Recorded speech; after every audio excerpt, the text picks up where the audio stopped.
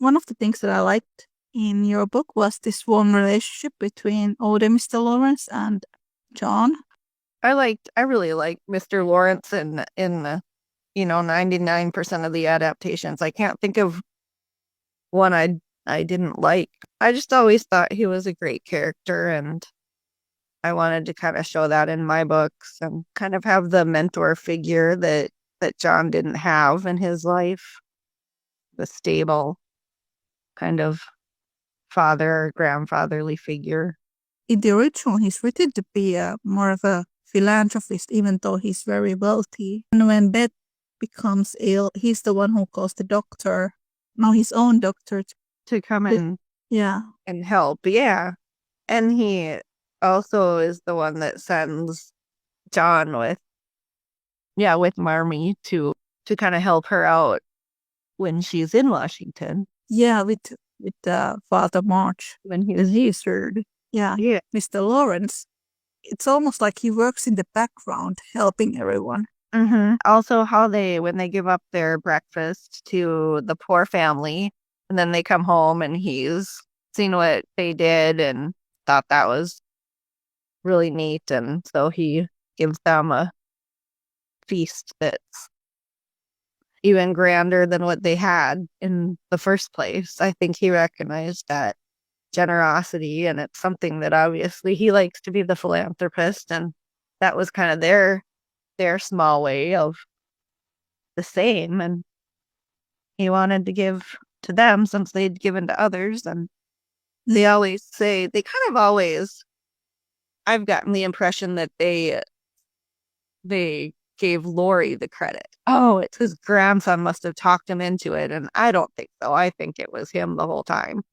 True. He was always that. John was more quiet about things, not as flashy, so he kind of quietly did stuff like that in the background, like you said. I think it was all him. I once read that Emerson was maybe the real life Mr. Lawrence. Okay. Because he financially helped the Alcotts a lot. I don't know, maybe. Or at least parts of him. Well, some say he was also model for Friedrich. Yeah. I think because Emerson allowed Louisa to borrow books from his library. Hello, friends. It is Niina from the Little Woman podcast. Just to let you all know that the Little Woman podcast episode transcripts are now available as books. You can find them as paperbacks and ebooks. They are wonderful reading for all the fans of Louisa May Alcott. You can find all the links from the description. And now, back to the show. So definitely is something that Fred does with Joe. Well, a lot of times when you write, you might get ideas for a character from various experiences in real life, or you might change some things, or combine two characters into one, or take a couple things from someone you know and give parts of them to different characters. It wouldn't surprise me if that part of him was something that made an impression on her, and then she used it, whether she knew it or not. Sometimes it's just, the way you were brought up and the way, you might not even consciously know, I'm going to base this aspect of this character on my neighbor, and it might just be something that made an impact on you, and then it comes out in this creative way. Frederick is he's a mixed character, same as Laurie. I just like to make these connections with these real life people. Yeah. It's fun. Well, real life people definitely influence the way you see the world, and that's the way your art is going to come out. There's some things that I thought were kind of funny in Anna Alcott, like that Louisa didn't really like fan mail, but Anna always replied to the fan mail. Then she would write that this from the real life Meg March. And that that's funny. She had a really neat handwriting when you couldn't always read. If Louise had written something, she had very messy handwriting. But Anna's handwriting is very neat. Doesn't that totally sound like a Meg and Joe thing? Yes. May Alcott's handwriting is very artistic, very pretty. And then Anna Alcott, it's very neat and punctual. I thought that was funny. That is funny. Yeah. And then Louisa's is crazy creative all over the place, messy. Yeah. That is funny. I really want to do more research on Anna Alcott because I think Meg is sort of labeled as not very artistic like the other sisters. But I think Right. there are many different layers in Meg's character. A lot of people will be like, oh, she's the boring one. She's just the one that gets older and has a family and she's the mom. But there's a lot of interesting things about her and about their relationship too. In Good Wives, we see them, different parenting styles, having to navigate that, being exhausted from having young children and still working on your relationship. The worst my husband and I ever argued was when our son was little and he was a kid who woke up every hour on the hour. We were both exhausted. You're a different person when you're so tired, and then you kind of explore those things. And what do you do when your husband invites someone over and you're not ready and things are kind of a disaster? That happens nowadays in real life. The house is a mess and in comes the person invited for dinner. They kind of explored that stuff too. And I think it's quite amazing in Little Woman how it goes from these different ages of human life in very nuanced ways. I think we talked about this last time, how we identify ourselves with Meg now more than we did when we were younger. We identify ourselves with Meg now because we are more mature. And it's funny because when I was younger, I couldn't really identify with her. Same way like I did with Beth or with Joe. But I think now I can see a lot of myself in Meg. When I was a kid, I probably identified best with Beth because I was quieter and always wanted to be around pets, especially cats. And Beth always had the cat in the cartoon. Just wasn't really like Joe. I wasn't outgoing. But then in high school and young adulthood, it was Joe who I identified with because I loved to write and I wanted to be a writer and be creative. And now, as I'm older, it's probably more Meg that I identify with because she's a mom and a stay-at-home. Everyone basically stayed at home. A lot of women, although not in Little Women because they had to go out and help support their family. But family was the center of her world, and that's kind of where I'm at. I'm not sure when or if I'll ever identify with Amy, but we'll see. Although I do like Amy. She's a fun character. A lot of people think you have to hate Amy if you like Joe, but I don't think so. I like both. I don't think I have a favorite sister. No, I think I've gone through times of my life when I have had favorite sisters, but now I think I kind of just like the whole unit, the March family as a unit, because if you didn't have one, they would be so different, the rest of them, and the whole family and the relationships that make the story. When I was a child, Beth was also my favorite character because I had really bad social anxiety. So I relate to that. But then later on, I really liked Joe and Amy because they were the artistic ones. But now I think I identify with Meg, so it's funny. I think Fredrik is my favorite character. Oh, he's a great character. But it's because I had a crush on him. Oh, from a very young age. Did you have a crush on one of the actors or the character? Both. Oh, there you go. Yeah. And I also really like Laurie. And there are people who say that you cannot like Laurie and like Fredrik. I don't really see why.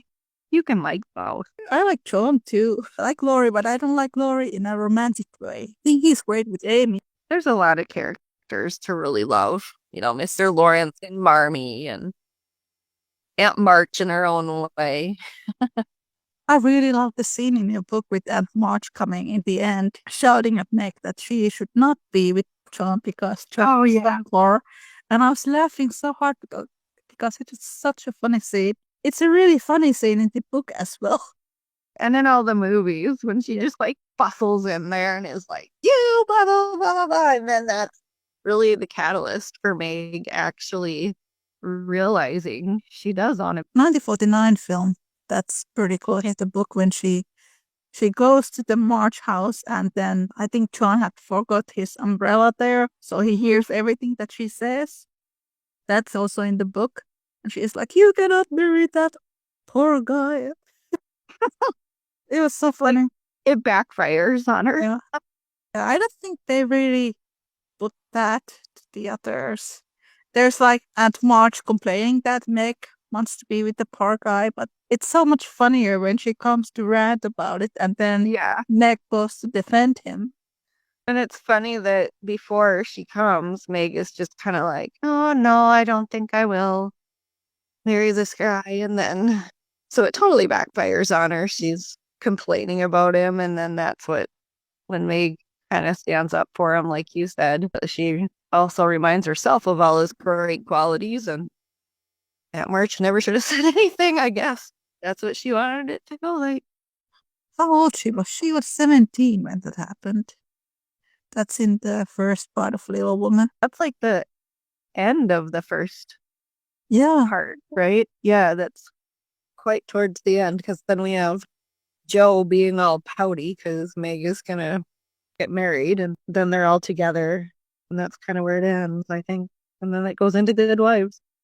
Yeah, that's another thing that's really interesting because when Anna Alcott got engaged, Louisa was upset, but it was because their sister Lizzie had died only a month before that. And she was afraid that if Anna would get married, she would have lost 2 sisters. And then Renee, I believe, was planning to move to Europe. So all her sisters were leaving. Right. So I think there's a lot more context in the original story than in Little Woman. Why Joe... She would be so upset. Yeah, because a lot of people wonder why she's so upset. Well, I think the original historical story actually explains it much better. Yeah, because Beth doesn't die until much later in the book. So it does seem kind of irrational that what did people do back then? They grew up and got married and went off to their own households, you know?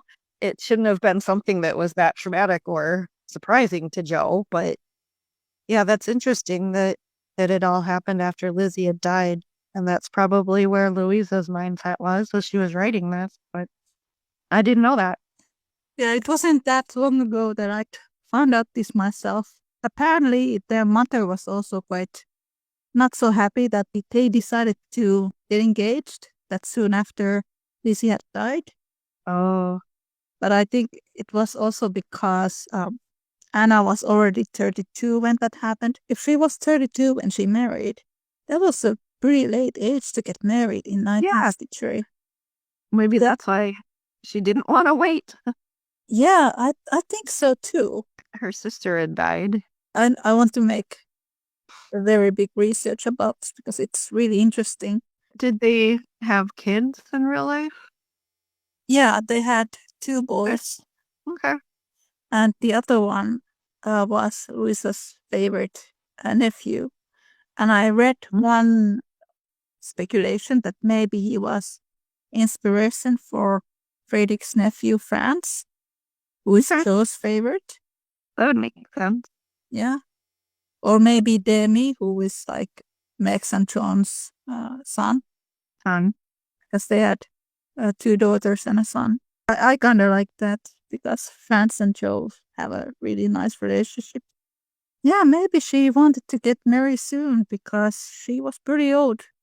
Yeah, back for then. those times. Yeah.